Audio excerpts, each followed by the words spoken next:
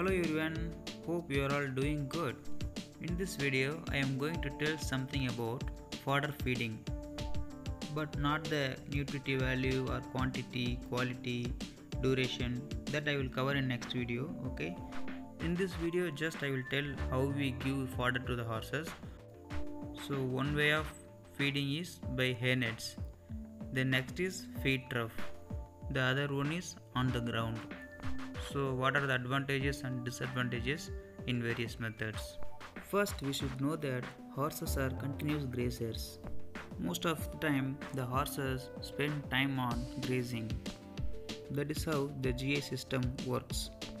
Horse stomach continuously secretes the hydrochloric acid to digest the feed material. So if you limit the time of chewing, that will lead to reduction of saliva production.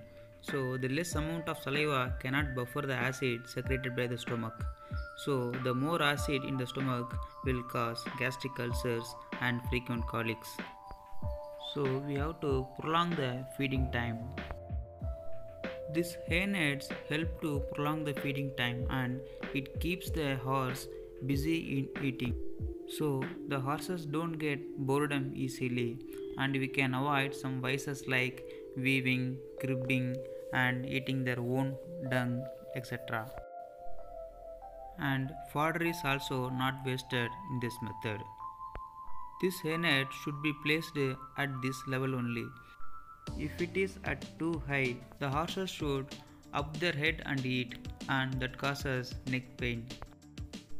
And also, if the fodder has more dust, the dust particle can go easily into the nostrils and causes respiratory disease. So we have to provide the good quality of fodder and keep at the head level. Next is we feed the horses in feed troughs. Here the horses eat quickly and finish off the fodder soon. After eating this, the horses get bored and do unwanted things. After some time the stomach filled with acid and it causes ulcer.